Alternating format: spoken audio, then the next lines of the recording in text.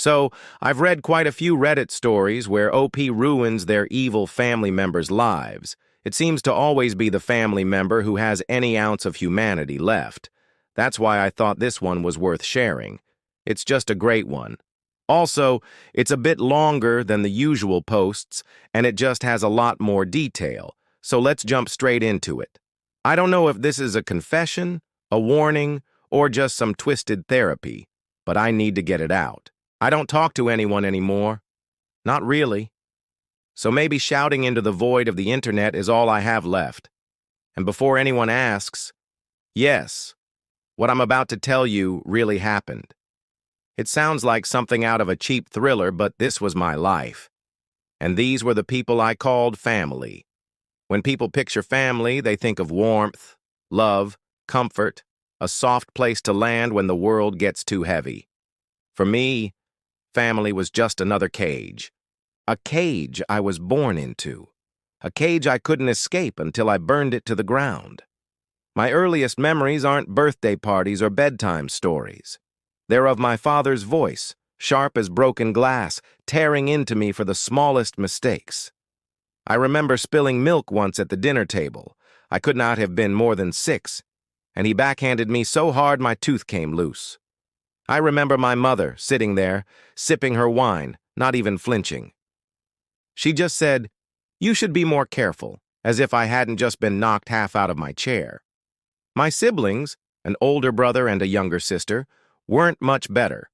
My brother, David, took after my father. Cruelty was his language, and I was his favorite victim.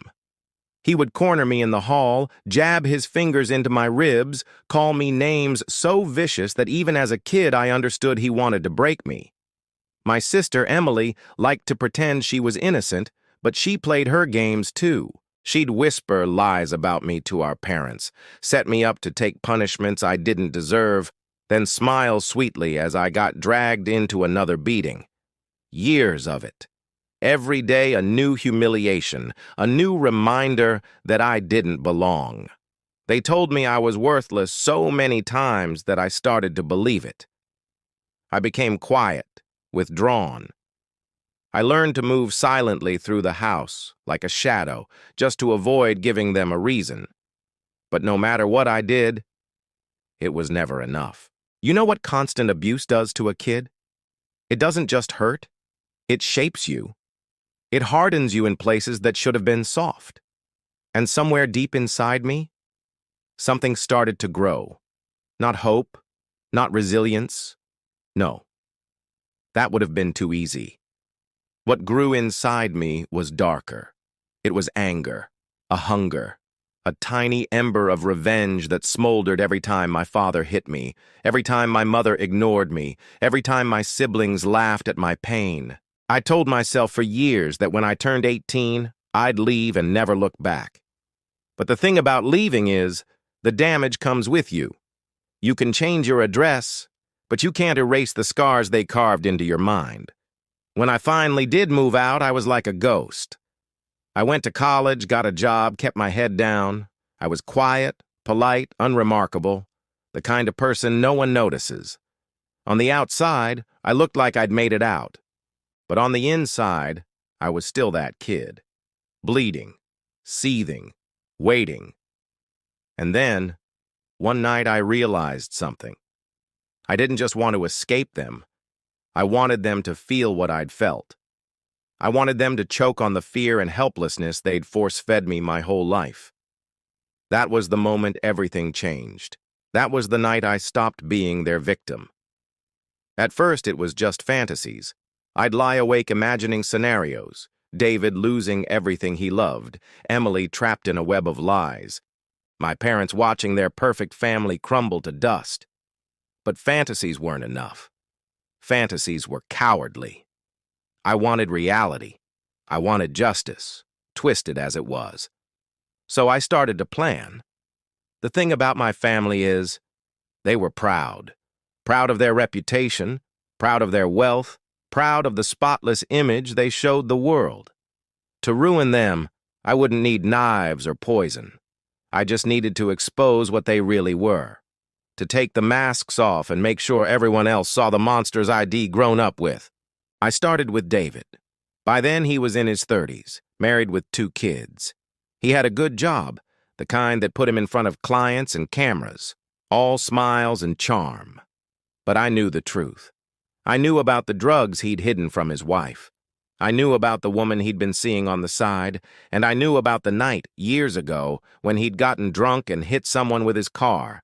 A hit and run. He'd come home pale, shaking, whispering to our father. They buried it, of course. Paid the right people, silenced the right witnesses. But I remembered. It took months of digging, tracking down old police reports, finding the one witness who hadn't been bought. And when I had enough, I packaged it all up, neatly, anonymously, and sent it to his boss, to his wife, to the local paper. The fallout was beautiful. His wife left him within a week, taking the kids. His company cut ties before the ink was dry on the front page story. And when the police came knocking about the hit and run, he didn't even try to deny it. He knew.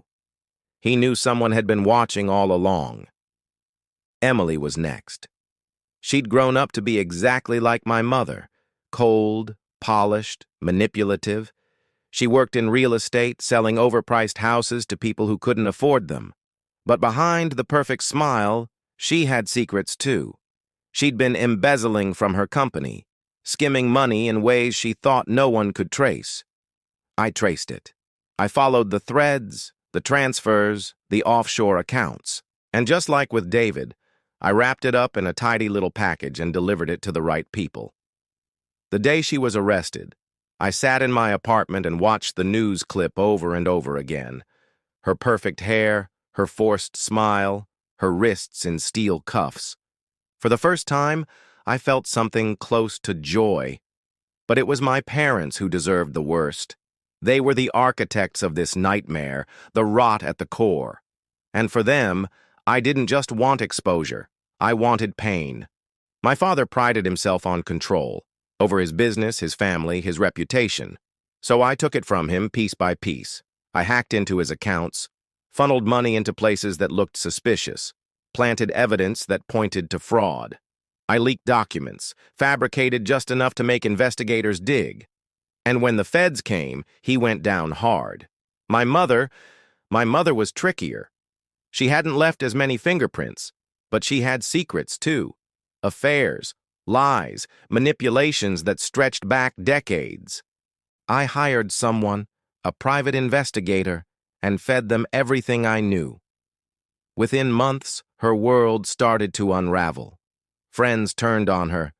The community that once admired her whispered behind her back. And when my father's empire collapsed, she was dragged down with him. By the end of it, they had nothing.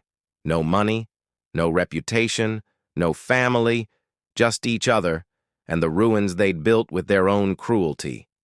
And me, I was free. At least that's what I told myself. The thing is, revenge doesn't heal you. It doesn't fill the holes they carved in you.